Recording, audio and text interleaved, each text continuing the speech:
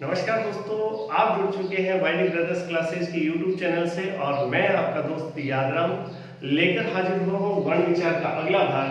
कल की क्लास को इतना सपोर्ट करने के लिए आप सभी का बहुत बहुत धन्यवाद। आज की क्लास में हम पता करने वाले हैं कि कल से आगे कौन कौन से ऐसे खास महत्वपूर्ण प्रश्न बनते हैं जो एग्जाम की पॉइंट ऑफ व्यू से बहुत इंपॉर्टेंट है। तो आइए बातचीत करते हैं। मित्रों, हमने अब तक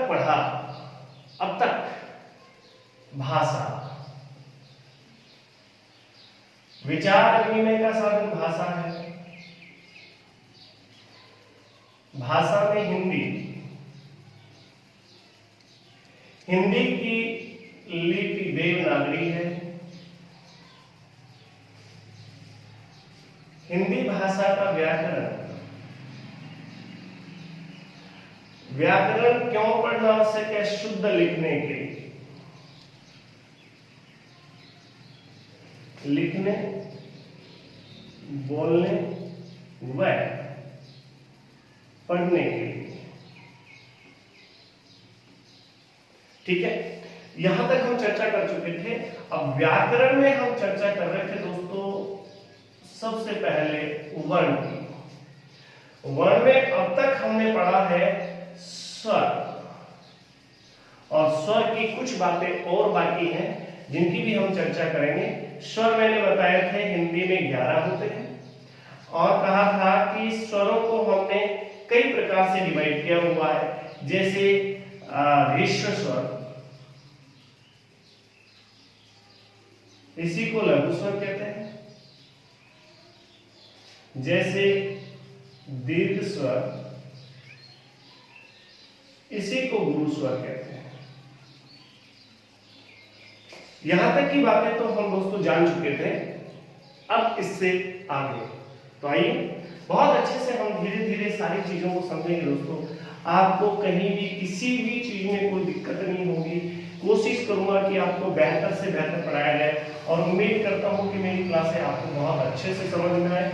दोस्तों, कहीं कोई त्रुटि रहती है तो आप मुझे सजेस्ट करेंगे, आप मुझे बताएंगे कि सर आप थोड़ा सा इस वे में पढ़ाइए, आपका जो स्पीड है उसको थोड़ा तेज कीजिए, थोड़ा कम कीजिए।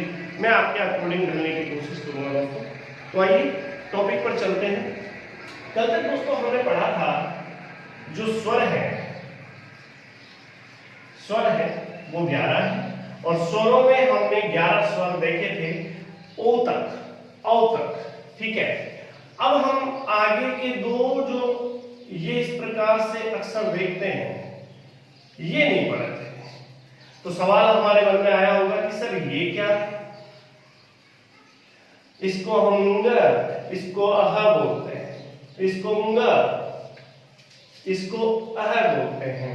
देखिएगा, इसका उच्चारण ंग करते हैं, इसका उच्चारण अह करते हैं। इसको हिंदी में दोस्तों अनुस्वार कहते हैं, अनुस्वार कहते हैं, और इसको कहा जाता है विसर्ग। ये बहुत बड़ा प्रश्न है, ये अनुस्वार, ये विसर्ग, अनुस्वार विसर्ग। ठीक है, ये बहुत बड़ी चीजें हैं दोस्तों, और इनको अगर हम स्वर में नहीं काउंट करते, अगर हम व्यंजन में नहीं काउंट करते तो कहां करते होंगे? तो इनके लिए एक विशेष नाम दिया गया है दोस्तों, अयोगवाह वर्ण, अयोगवाह वर्ण। ये बहुत बड़ा प्रश्न है दोस्तों। पूछा जाता है कि निम्न में से अयोगवाह वर्ण कौन सा है? निम्न में से अयोगवाह वर्ण कौन सा है? तो बताएंगे अंग अयोगवाह वर्ण है, और बताएंगे अयोगवाह। ये दोनों के दोनों अयोगवाह वर्ण हैं। आप नाम से भी पता कर पा रहे होंगे, ए यानी नहीं, योग यानी जुड़ा हुआ, वाह किसी में भी नहीं जुड़ा हुआ है, अयोगवाह। ना ये स्वर में काउंट होते हैं, ना ये व्यंजन में काउंट होते हैं, इसलिए इनको अयोगवाह वर्ण कहते हैं। ठीक है, आगे बढ़ते हैं दोस्तों। बहुत ही इजी है इनकी को पढ़ना। तो आइए, यहां तक की बात कंप्लीट हो गई है। अब हम चलते हैं कि जो स्वर है, स्वरों का उच्चारण स्थान कहां कहां है? स्वरों का उच्चारण स्थान दोस्तों बहुत इजी है स्वरों का उच्चारण स्थान ज्ञात करना, और कई बार एग्जाम में प्रश्न आ चुके हैं, रीट में स्पेशली ये प्रश्न पूछे जाते हैं और पटवार में ये प्रश्न पूछे जाते हैं कि निम्न स्वर का उच्चारण स्थान क्या है, ठीक है, या फिर मेल करने वाले प्रश्न होते हैं। मैं आपको दोनों ही प्रकार के प्रश्नों से अवगत करा देता हूं। जरा ये पूछा जाता है कि निम्न स्वर का उच्चारण स्थान कौन सा है या निम्न स्वर का उच्चारण स्थान क्या है, तो बता देता हूं दोस्तों, हमें 11 के 11 स्वरों का उच्चारण स्थान याद करना है। सर 11 जगह याद करनी होंगी? नहीं, बिल्कुल नहीं, 11 जगह याद नहीं करनी है। आपको थोड़ा सा मेरे साथ ध्यान देना है इजीली, पर अभी आपको याद करा देता हूं। सबसे पहले दोस्तों ए आता है, उसके बाद आ आता है, ठीक है, कोई दिक्कत नहीं।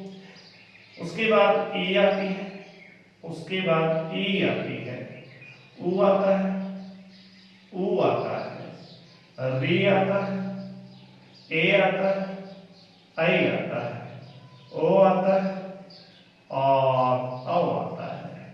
11 स्वर हो गए दोस्तों। बस इतने ही उच्चारण स्थान याद करने, यानी 1 2 3 4 5 6 उच्चारण स्थान याद करने हैं। सर 6 भी बहुत ज्यादा, कम करवा दीजिए, कम करा देते हैं इनको। 6 भी नहीं याद करने, आपको कितने याद करने हैं? 4 याद करने हैं। ये तो कर लोगे? कर लेंगे सर। तो आइए देखते हैं। देखिए दोस्तों, इंसान की शुरुआत कहां से होती है? कंठ से। और हमारे स्वरों की शुरुआत कहां से होती है? ए और आ से। कहने का तात्पर्य यह है कि ए और आ कंठ से बोले जाते हैं, कंठ से बोले जाते हैं, इसलिए इन वर्णों को कंठे कहते हैं, इसलिए इन वर्णों को कंठे कहा जाता है, कंठे कहा जाता है, ठीक है दोस्तों। कंठ से उच्चारित होते हैं, इसलिए इनको कंठे कहते हैं। ई ई, पहली बात तो ये जोड़े में है दोस्तों, ए आ ई ऊ री अकेला है, री अकेला, ए ऐ ओ औ, ये सारे के सारे जोड़े में है। तो ए ई कंठ के बाद इंपॉर्टेंट चीज तालु होती है, तालु से बोले जाते हैं, इसलिए दोस्तों इनको तालव्य कहते हैं, तालव्य कहते हैं, ठीक है। बहुत आसान है, समझ पा रहे होंगे आप कि ए आ कंठ से बोले जाते हैं, कंठ से उच्चारित किए जाते हैं, इसलिए इनको कंठे वर्ण कहा जाता है। ई तालु से बोले जाते हैं, इसलिए इनको क्या कहा जाता है? तालव्य कहा जाता है। ऊ प्रैक्टिकली ऊ, अगर आप बिना होठों को मिलाए या बिना होठों को हिलाए आप ऊ का उच्चारण कर दें तो मुझे भी बताएं, नहीं होगा। इसलिए ऊ का उच्चारण स्थान ओष्ठे को मानते हैं, ठीक है।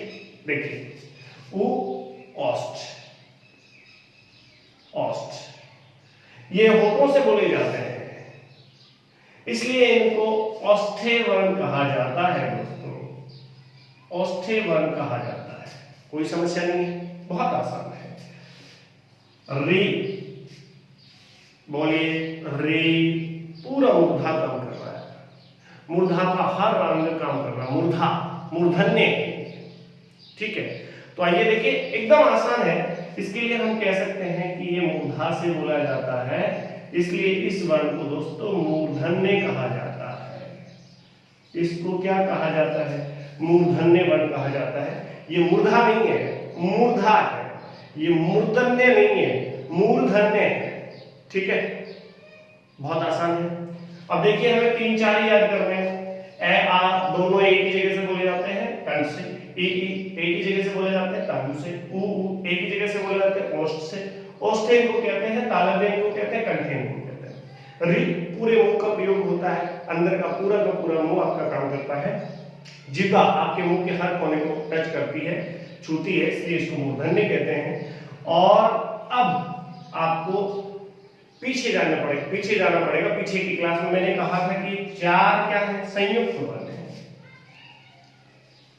संयुक्त स्वर है, ऐसा मैंने बताया था मित्रों। कल की क्लास में मैंने कहा था कि ये संयुक्त स्वर है। संयुक्त स्वर है। ए और आई किससे मिलकर बना था? ऐसे और ई से, ऐसे और ई से मिलकर बना, राइट। तो ए कहां से बोला जाता है? कंठ से। और ये कहां से बोला जाता है? तालु से। ए कहां से बोला गया? कंठ से। ई कहां से बोला गया? तालु से। दोनों को मिला दो, इसका उच्चारण स्थान पता लग जाएगा आपको। ए और ई का उच्चारण स्थान मिला दो, ए आई का उच्चारण स्थान वही है। तो ए और ई का उच्चारण स्थान, ए का कंठ, ई का तालु, इसलिए इनका उच्चारण स्थान माना जाता है कंठ तालव्य। कंठ तालव्य दोस्तों एकदम आसान है याद करना, समझना है इनको, रटना है। देखो याद तो हमें यही करने हैं, बस यहां तक याद करने हैं, आगे के तो अपने आप याद हो जाएंगे। भाई ए आ कंठ से बोले जाते हैं। मैंने कहा था कि ए आई, ए और ई से मिलकर बनते हैं, तो आपको बताना है कि ए तो कहां से बोला जाता है? कंठ से। ई कहां से बोला जाता है? तालु से। तो ए आई कहां से बोला जाएगा? कंठ तालु से। ठीक है, आइए आगे वही प्रोसेस अपनानी है आपको। ओ कहां से बोला जाता है? ओ किस किस से मिलकर बना है? एक तो ऐसे और एक ऊ से। ए कंठ, ए कंठ और ऊ ओष्ठ। कंठ धन ओष्ठ, इन दोनों का जो मिलान रूप है वो है कंठोष्ठ। कंठोष्ठ। तो दोस्तों ध्यान रखेंगे कि इनका उच्चारण स्थान क्या हो जाएगा? कंठोष्ठ हो जाएगा। कोई समस्या नहीं होगी मेरे हिसाब से, एक ही मात्रा है दोस्तों यहाँ, कंठोष्ठ। आपको सभी 11 स्वरों के उच्चारण स्थान याद हो गए होंगे मेरे लिहाज से। स्वरों का उच्चारण स्थान क्या क्या है?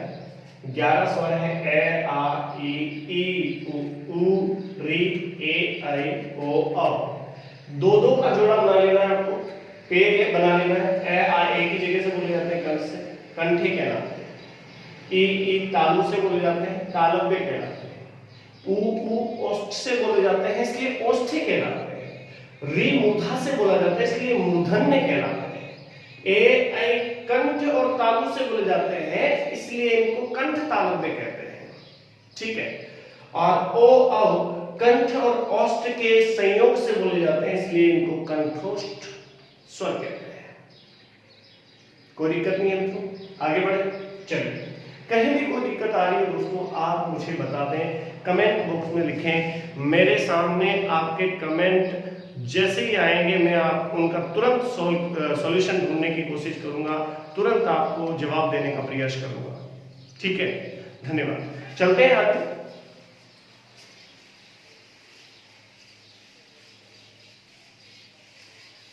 ये तो हो गया दोस्तों स्वरों का उच्चारण, ये बहुत ही आसान है, ये आगे फिर काम आएगा आपको। देख लीजिए, आप वर्ण विचार का अध्ययन अच्छे से कर लेंगे, आपके आने वाले हर चैप्टर में वर्णों का लेना देना रहेगा, इसलिए पूछे जाएंगे आपसे।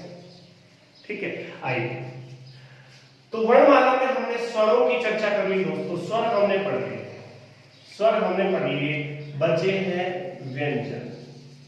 स्वर में कुछ चीजें और बची हैं, उन पर भी हम चर्चा करने वाले हैं, लेकिन व्यंजन को साथ लेते हुए। व्यंजन शब्द है दोस्तों दो पदों से मिलकर बना है, एक वी और एक है अंजन। इसमें एक संधि कार्यरत है, उस संधि की बाद में चर्चा करेंगे। और ये आपके लिए क्विज क्वेश्चन है, इसका आंसर आप दे सकते हैं, मुझे कमेंट बॉक्स में लिख सकते हैं कि वी धन अंजन मिलाने से व्यंजन कैसे बनता है, कौन सी संधि इसमें काम करती है।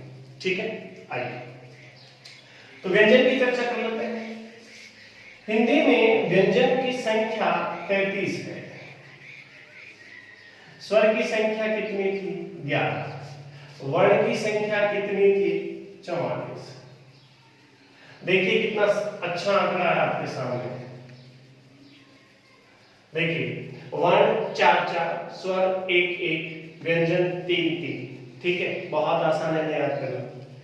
वर्णों की संख्या 44, स्वरों की संख्या 11, व्यंजन की संख्या 33। कोई दिक्कत नहीं है दोस्तों, चले आइए बढ़ते हैं।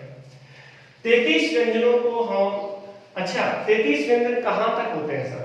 तो मैं बता देता हूं दोस्तों आपको, कैसे लेकर के मैं, कैसे लेकर के है तक, ये 33 हो जाता है दोस्तों, ठीक है।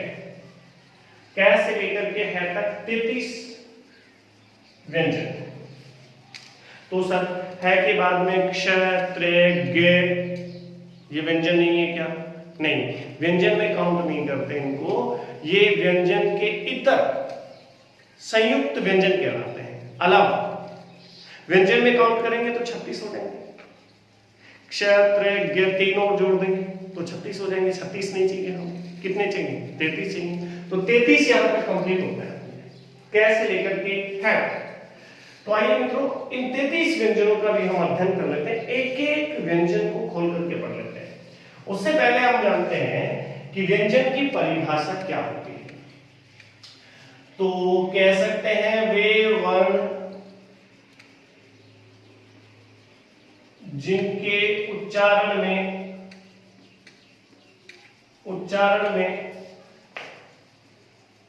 स्वरों की सहायता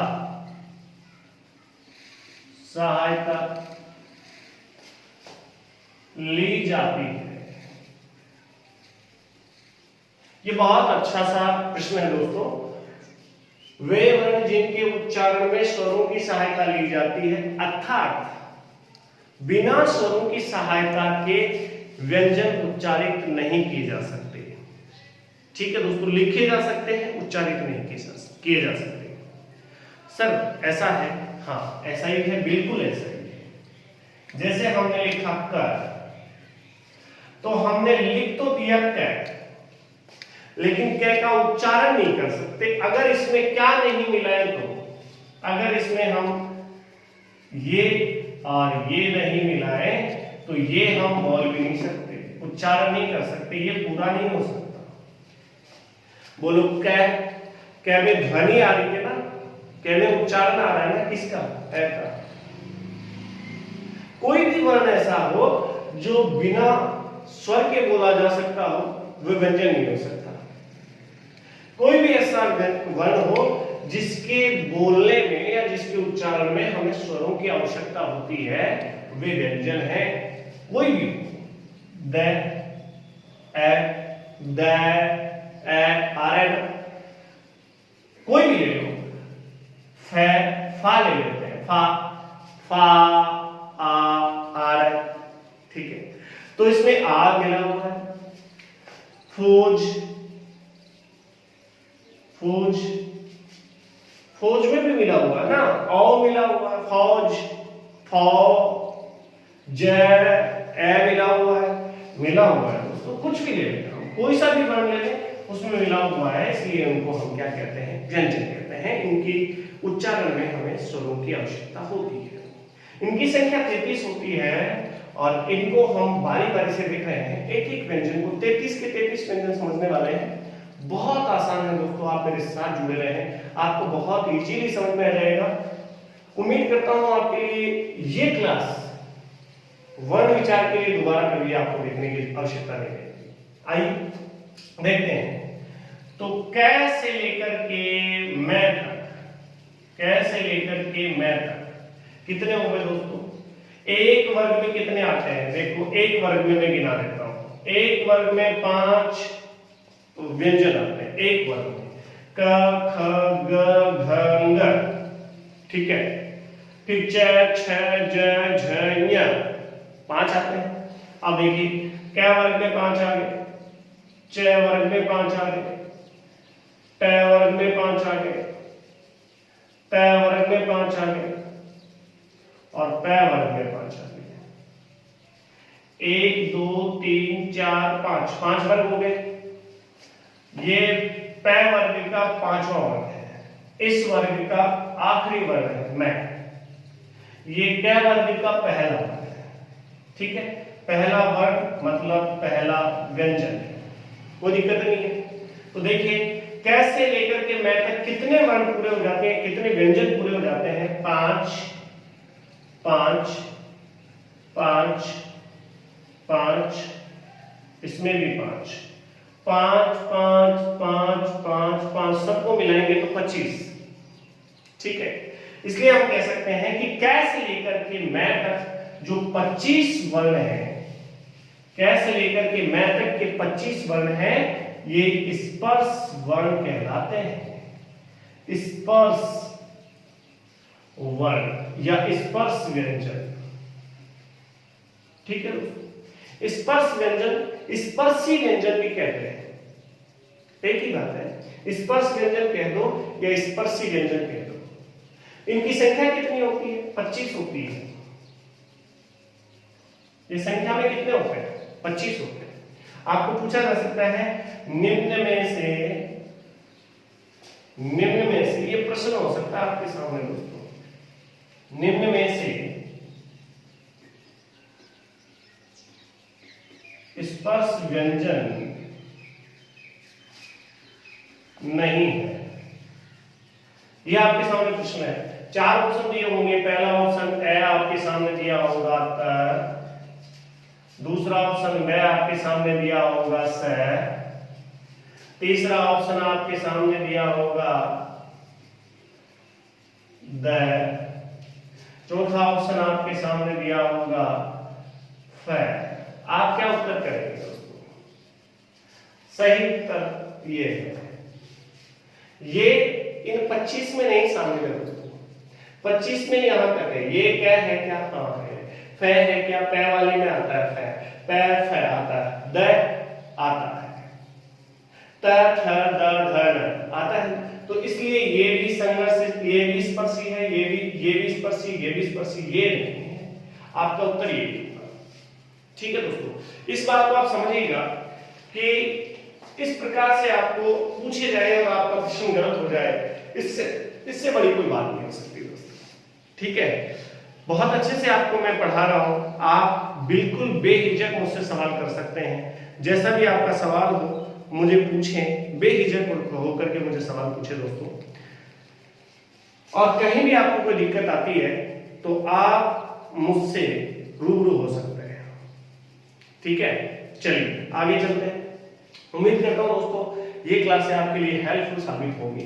एग्जाम में आप क्या प्रदर्शन करते हैं वो ही डिपेंड करेगा दोस्तों। आप कितने ध्यान से पढ़ रहे हैं एग्जाम में ही पता चलेगा। ठीक है, चलिए आगे हम पढ़ते हैं। तो यहां तक की बात आपको समझ में आ गई होगी। कै से लेकर के मैं तक के सभी व्यंजन क्या कहलाते हैं? स्पर्श व्यंजन कहलाते हैं। ठीक है, आगे बढ़ते हैं। मैं तक हो गया।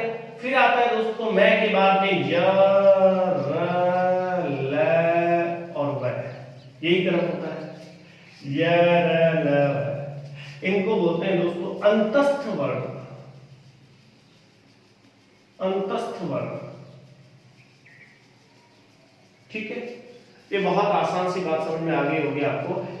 अंतस्थ वर्णों की संख्या कितनी होती है? 4। य, र, ल, व, य, र, ल, व, ये 4 होते हैं। इनकी संख्या 4 होती है। अंतस्थ वर्ण 4। फिर आता है आपका स। कौन सा? स, स, स है। और ये कहलाते हैं दोस्तों उस व्यंजन, उस या उसमित भी कह सकते हो आप, या उसमें व्यंजन। उसमें वर्ण कह दो, उसमें व्यंजन कह दो। वर्ण तो नहीं है, व्यंजन है तो वर्ण है। तो इनकी संख्या भी कितनी होती है? 1 2 3 4 4 होती है। पूछा जा सकता है निम्न में से उष्मित वर्ण कौन सा है? इन चारों के अलावा कोई भी नहीं है। पूछा जा सकता है य, र, ल, व कौन से वर्ण है? अंतस्थ वर्ण है। ठीक है, चले आगे। अंतस्थ, इनके उच्चारण में हवा अंदर जाती है, बाहर आने की बजाय अंदर जाती है। अंतस्थ, अंतर, अंदर।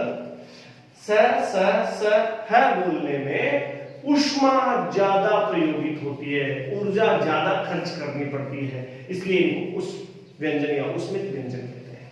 ठीक, चलिए इससे आगे की बातचीत करते हैं। इन 25 व्यंजनों में दोस्तों एक प्रश्न बनता है, बहुत बढ़िया सा प्रश्न बनता है। मैं यहां पे जाकर के लिख रहा हूं, आपको ध्यान देना है। इनमें जो चय वर्ग है,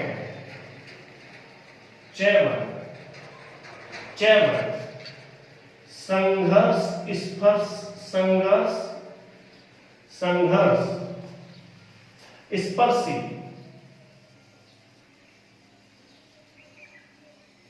व्यंजन कहलाते हैं, संघर्ष स्पर्शी व्यंजन कहलाते हैं। कौन सा वर्ग? च वर्ग। च वर्ग में कौन कौन है? च, छ, ज, झ, ये। ठीक है। संघर्ष स्पर्शी का मतलब हुआ इन वर्णों को या इन व्यंजनों को उच्चारित करते समय स्पर्श तो होता ही होता है जिह्वा का, लेकिन संघर्ष के साथ स्पर्श होता है। इसको स्पर्श करते समय हमें जोर आता है, संघर्ष लड़ना पड़ता है, इसलिए इनको क्या कहा जाता है? संघर्ष स्पर्शी व्यंजन। इनकी संख्या कितनी है? 5। 1 2 3 4 5। तो संघर्ष स्पर्शी व्यंजनों की संख्या 5 है। ठीक है दोस्तों, आगे बढ़ते हैं। बहुत अच्छे अच्छे सवाल आपके सामने आ रहे हैं, बहुत ही हर लाइन में आपके सामने सवाल आ रहा है दोस्तों। आप ध्यानपूर्वक इनको देखते जाएं, और अगर आपको मुझे रुकना है तो आप मुझे बताएंगे कमेंट बॉक्स में कि सर थोड़ा धीमे पड़ेगी, मैं कम कर दूंगा। ठीक है दोस्तों, तो आगे बढ़ते हैं। यहाँ तक की बातें समझ में आ रही होंगी। वर्गों की संख्या 44, व्यंजन 33, च वर्ग संघर्ष स्पर्शी। वर्ण व्यंजन किसे कहते हैं? वे वर्ण जिनके उच्चारण में स्वरों की सहायता ली जाती है वे व्यंजन कहलाते हैं। कैसे? मैं तक स्पर्श व्यंजन कहलाते हैं जिनकी संख्या 25 है। य र ल व ये अंतस्थ वर्ण है जिनकी संख्या 4 है। स स स है ये उष्म व्यंजन है जिनकी संख्या 4 है। ठीक है, इतना सारा ध्यान रखने के बाद में दोस्तों आगे की बातें और सरल हो जाती हैं, और उन पर भी हम चर्चा कर लेते हैं। बड़े खुले मन से आपको पूछना है, अगर आपके मन में कोई भी सवाल चल रहा है तो वो पूछ लेना। ठीक है, आइए यहां के बाद दोस्तों अब हमें छोटी मोटी बातें और करनी है। जैसे हम व्यंजनों की चर्चा कर लेते हैं, उसके बाद हम आगे बढ़ेंगे कि व्यंजनों का उच्चारण स्थान क्या है। उच्चारण स्थान, जिस प्रकार से हमने स्वरों का उच्चारण स्थान पढ़ा था उसी प्रकार से हमें व्यंजनों का उच्चारण स्थान पढ़ना है। सब 33 व्यंजनों का उच्चारण स्थान पढ़ेंगे, हाँ, लेकिन 33 व्यंजनों के उच्चारण स्थान को पढ़ने के लिए आपको 33 स्थान याद करने की आवश्यकता नहीं। तो सर, तो हमें तो वर्गों के हिसाब से पढ़ना है। क वर्ग अलग स्थान से बोला जाता है, च वर्ग अलग स्थान से बोला जाता है, ट वर्ग अलग स्थान से बोला जाता है, त वर्ग अलग स्थान से बोला जाता है, और प वर्ग अलग स्थान से बोला जाता है। ये लो जी, इतने से भी याद कर सकते हैं हम, बिल्कुल कर सकते हैं, करना ही पड़ेगा दोस्तों। आइए, इसका उच्चारण स्थान कंठे। कैसे कंठे याद रह जाएगा, बहुत ही आसान है। कैसे? कंठे, कंठ से बोले जाते हैं, कंठे कहलाते हैं, कंठे कहलाते हैं। ये जिस प्रकार से हम स्वरों में आगे बढ़ रहे थे वैसे ही चलना आपको। क वर्ग कंठे, च वर्ग तालु, तालु से बोले जाते हैं इसलिए इनको तालव्य कहते हैं। ट वर्ग कहां से बोला जाता है? मूर्धा से बोला जाता है, इसलिए इसको मूर्धन्य कहते हैं, मूर्धन्य कहते हैं। ठीक है, बहुत आसान बात। मूर्धा से बोला जाता है ट वर्ग, इसलिए इसको मूर्धन्य कहते हैं। त वर्ग त बिना जिह्वा को दांतों से टच किए आप त वाली पूरी लाइन नहीं बोल सकते। त थ जिह्वा को दांतों से टच करना पड़ेगा, दंत को टच करेगी, छुएगी, ऐसे तो नहीं बोला जा सकता। तो त वर्ग पूरा का पूरा दंते है, यानी दांत से बोला जाता है दंते, या कह सकते हैं कि दांत से बोला जाता है इसलिए इनको दंते कहते हैं, दंते व्यंजन। कोई दिक्कत नहीं है, आगे चलते हैं। प, अब प का उच्चारण करने के लिए आपको दोनों होठों को मिलाना जरूरी है, मिलाना पड़ेगा। प, फ, ब, भ, म। एक भी इनमें से व्यंजन ऐसा नहीं है जिसका उच्चारण हम बिना होठों के मिलान के कर सकते हैं। ठीक है, करके देख लें। प ख ब भ म। इसलिए दोस्तों ये हो गया आपका ओष्ठ्य। ओष्ठ से बोला जाता है इसलिए इसको बोलते हैं ओष्ठ्य, ओष्ठ्य व्यंजन। यहां तक कोई समस्या नहीं होनी चाहिए मेरे हिसाब से, बहुत ही आसान है, बहुत ही इजी है। चले आगे। क वर्ग पूरा का पूरा कंठे से। अब पूछ लिया जाए कि ग कहां से बोला जाता है, कंठ से बोला जाता है सब। फिर पूछ लिया जाए थ कहां से बोला जाता है, दंते से बोला जाता है, त थ द ध न, ये पूरे के पूरे दंते से बोले जाते हैं। ये पूछ लिया जाए कि बै का उच्चारण स्थान क्या है, तो बै का उच्चारण स्थान क्या होगा साहब, ओष्ठ्य होगा।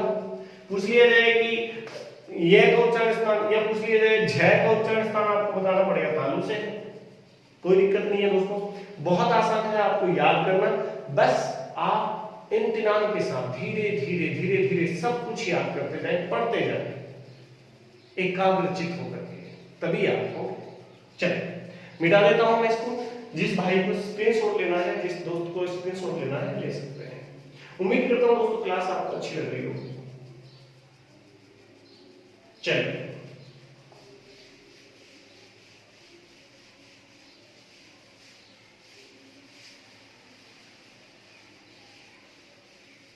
आगे चलते हैं। यहां तक की बात हो गई। अब जो 3 हमारे बच गए हैं, या फिर और जो वर्ण व्यंजन बच गए हैं, उन पर भी हम चर्चा कर लेते हैं। मुझे लगता है दोस्तों समय थोड़ा सा ज्यादा हो गया है, इसलिए आज की क्लास को यहीं क्लोज करते हैं। अगली क्लास में फिर मुलाकात होगी दोस्तों, तब तक के लिए नमस्कार।